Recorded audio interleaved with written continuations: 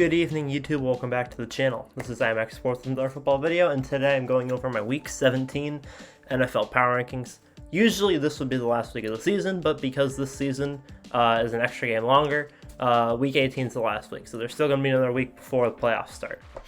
And so these are my Week 17 Power Rankings. The season's getting pretty tight by now, and I just watched the absolute demolition of the Washington football team. It's not even over yet, but it's effectively over, so I'm making the video now.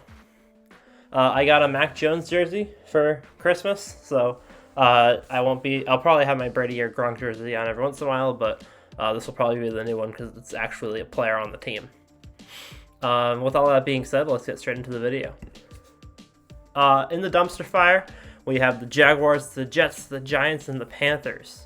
The dumpster fire had a little bit of remodeling this week. I think that the Panthers and the Giants are both new to the dumpster fire. The Jets barely beat the Jaguars this week, but didn't move up because one of them had to win the game. The Panthers got demolished by Tampa this week, and the Giants got demolished by the Eagles. Both of those teams had been on a downward spiral for a very long time, and this was like the nail in the coffin.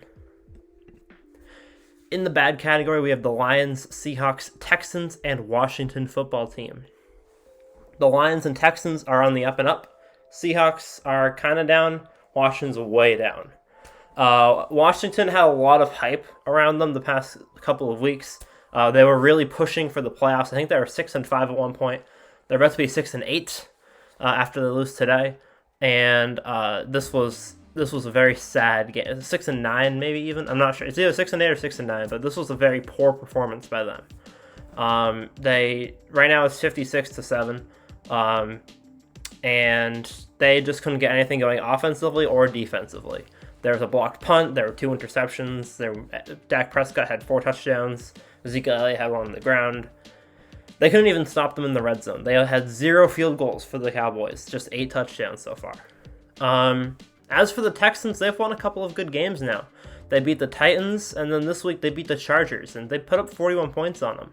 Davis Mills is looking like an actually promising choice for a potential starter in the future. And the Lions won another game. Oh, they didn't win another game, but they played a pretty decent game this week. It wasn't like anything special, but they did play a pretty okay game against the Falcons. Sorry, I need to think about that first. Yeah, they played the Falcons this week. Falcons aren't a great team. It was a pretty close game, though. They kept it close, and they did have 2 very good wins recently.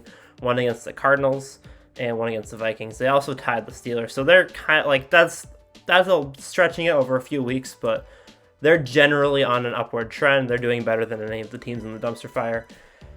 And Seattle lost to the Bears. I really wanted to be able to root for Seattle to do well, but they're making it so hard. So hard. I had the Bears in the dumpster fire last week, and they traversed 2 tiers because, yeah. Next up, we have the Falcons and the Bears.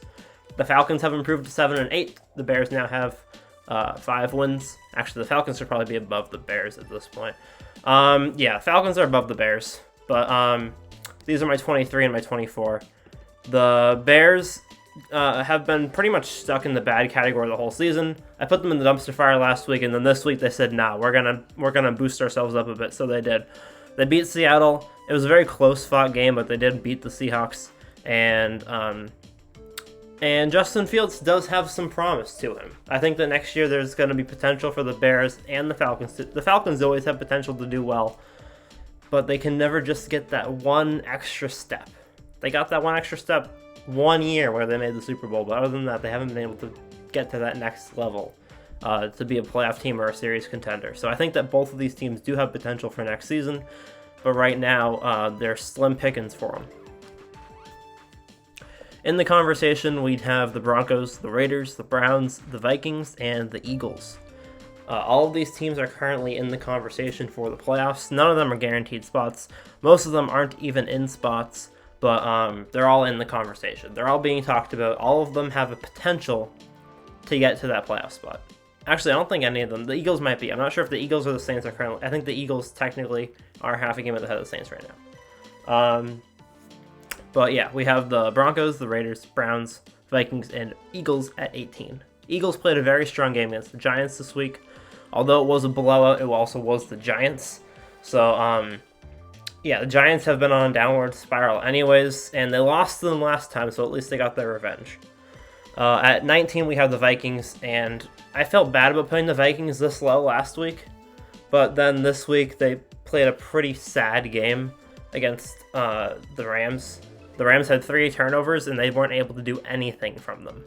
They ended up losing only by a touchdown to a very strong team, but it just didn't look like they just didn't look like a playoff contending team, like a serious playoff contending team. And they're also falling. They fell below 500 again. And although they have beaten some really good teams and they've had a really tough schedule, I just can't put them a lot higher than this right now. I have the Browns at 20, Raiders at 19, and Broncos at 18. All of these teams lost this week. The Browns had them. Oh, the Raiders won. Sorry, Browns lost. Broncos lost. I had the Raiders at 24 last week. They're up 3 points from 21. They beat the Broncos this week, so I put them 1 above, but both of those teams have been extremely inconsistent. Raiders are 8-7, Broncos are 7-8. The Browns are also 7-8 after their loss to the Packers this week, but they did make it a very close game. They played a very strong game against a good team, and although the Browns aren't going to be making the playoffs, and although they started off very strong, it's just not there this year. They made the playoffs last year. They had a decent run last year. They beat the Steelers in the wild card round, but it's just not coming together this year. The injuries pile on top of each other. Baker having a down season. It's just none of it's working well. Baker had 4 interceptions this week. They still had a close game against the Packers, but I just don't know what to think about them. In the Moody Teenagers, we have the Ravens, the Steelers, the Chargers, the Saints, and the Dolphins. I have the Saints and Dolphins at 13 and 14 more because I don't really know what to do with them. The Steelers probably are better than the Saints and the Dolphins, but they had a pretty bad game this week against Kansas City. They got absolutely demolished. The Ravens, I think, are definitely the worst team in this tier, by far. They are on a downward spiral. Their quarterback is injured. Lamar Jackson is injured, but I don't think he's going to be coming back before the playoffs, and I don't think they're going to be making the playoffs. So for all intensive purposes of power rankings, they're not a very strong team right now. The Saints beat Tampa to get back into that playoff race last week, and the Dolphins are on a 6-game winning streak. They're currently 7-7. The Dolphins and Saints play tomorrow night. Whoever wins that game will probably be number 13 on the rankings, and whoever loses that game will probably drop to number 16. So yeah, just so you guys know, whoever loses the Saints and Dolphins game will probably be number 16, but I really, I don't know. I make these before the Monday Night Football game because that's what you guys want to see. So that's the one game it's like, I kind of want to see that game before I make this, but yeah. And at 15, we have the Chargers. The Chargers have had a pretty solid season until the last few weeks. They had a few rough games. They got beat up by the Bengals. Or they beat up the Bengals. Sorry. This week though, they lost to the Texans by almost 20 points. They're just way too inconsistent. They are only a half a game above 500 now, and they're could be getting a playoff spot. But earlier in the season, it looked like they were definitely getting one, and now maybe not. They blew a game against Kansas City. They're just inconsistent. All of these teams are just inconsistent, except for the Dolphins, who have won 6 in a row. Next, we have the mental breakdown plus the Niners. We have the Cardinals and Patriots at 11, and the Niners also at 11. I didn't know what to do with any of these teams. All I know is that none of them deserve to be in the top 10. So I put them at 11, 11, and 11. I don't have a 12, and I don't have a 10. The Patriots are on a 2-game losing streak to the Colts and the Bills. The Cardinals are on a 3-game losing streak to the Colts, the Lions, and the Rams. The 49ers are trying to eke their way into a playoff spot, but this week was a little bit of a setback after their loss. All of these teams have shown promise at some point in the season. The Cardinals currently have 10 wins, the Patriots have 9, and the 49ers have 8. All of them are probably going to be in the playoffs, but the Patriots and Cardinals look like they're having an existential crisis right now. The Patriots have had 2 absolutely horrendous weeks in a row, on offense and on defense. 2 of their worst defensive performances all season. And the Cardinals are on a 3-game losing streak after starting 7-0. They started 7-0, and now they're 10-5. 49ers, they worked their way up to the top 10, and then every time I put them in the top 10, they lose. So I'm just going to put them at 11. Hopefully they don't lose this week, and then next week I'll put them in the top 10, and they'll lose again. Strong contenders, we have the Bills, the Titans, and the Bengals. The Bengals have moved up to the 7th spot this week after their very strong win with over 40 points, where Joe Burrow threw for over 500 yards and 5 touchdowns. And he would have had 4 touchdowns. He would have had over the 500 yards, and he would have had over the 4 touchdowns if there was another touchdown that he got that was called back. He had an ungodly game. It was potentially one of the best probably definitely top 20 performances by a quarterback in NFL history. It was an impressive game. And the Bengals are one of those teams that have been like on the fence of the top 10. They've been in the top 10 before. They've been out of the top 10. They've been trying to get back in there. This game put them over the top for me. The Titans definitely have the biggest climb this week. In points, they went up 7. They were dropping because they didn't have any of their weapons. And then this week they got them back. They got back A.J. Brown. They got back Julio Jones. Julio didn't do a whole lot, but A.J. was the game changer against the Steelers. And the fact that A.J. Brown comes in and then they win a strong game against the Steelers, another AFC playoff contender, that gave me the confidence to put them back in the top 10. I've been saying that they've been a top 10, but I've been keeping them out of it because of their injuries. Now that they got one of their weapons back, they were able to win an AFC playoff game against a strong Steelers team. So because of that, they've moved back into the top 10. And the Bills are at 9. There's an argument that the Bills could be at 8 or 7, but that's why I do tiers, because I think that all of these teams are pretty even right now. They were all started off very strong. I think they're all winning their division at one point in the season. The Bills were 4-2, the Bengals were 5-2, the Titans were 6-2. And then they all had a drought. The Bills' drought was earlier than the other two, and it was longer lived as well.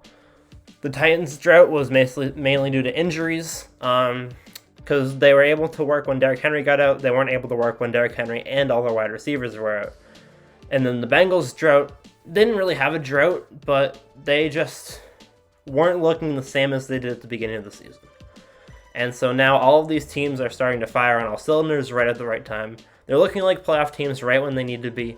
And yeah, those are my strong contenders. And this week I have 6 teams in the NFL's elite. Most of the season I've had like 1, 2, or 3. I've been keeping the elite very small this year. Because for the majority of the season, there were only 1, 2, or 3 elite teams at any given time. Right now, I don't know which one of these teams is better.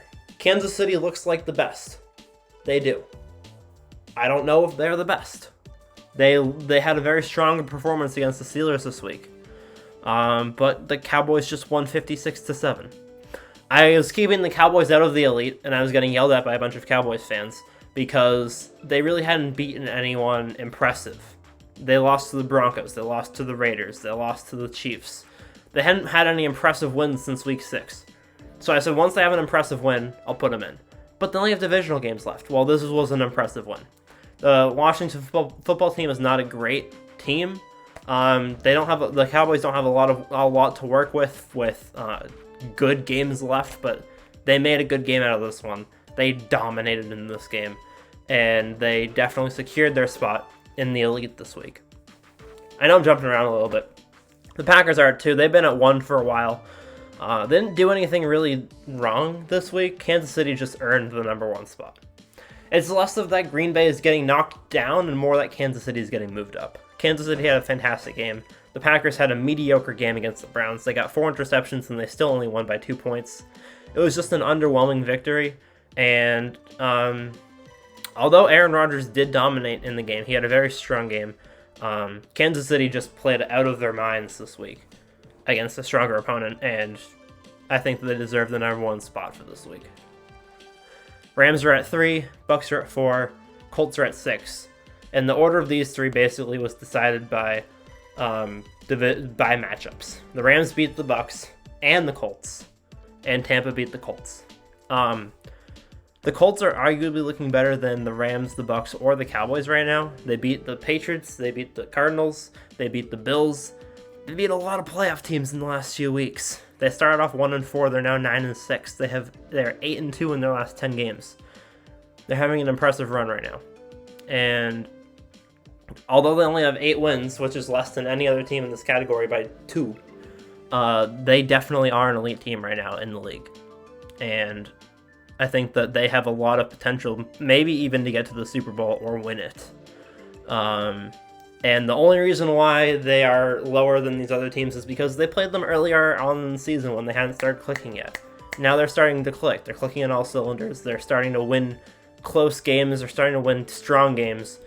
And they're going to be a force to be reckoned with. So these are my elite teams. It's a little crowded this week. I don't think I've ever put 6 teams in a tier this week, but I really didn't want to leave any of these teams out of the elite. They're all definitely elite teams. They're all definitely fighting in there for that number 1 spot.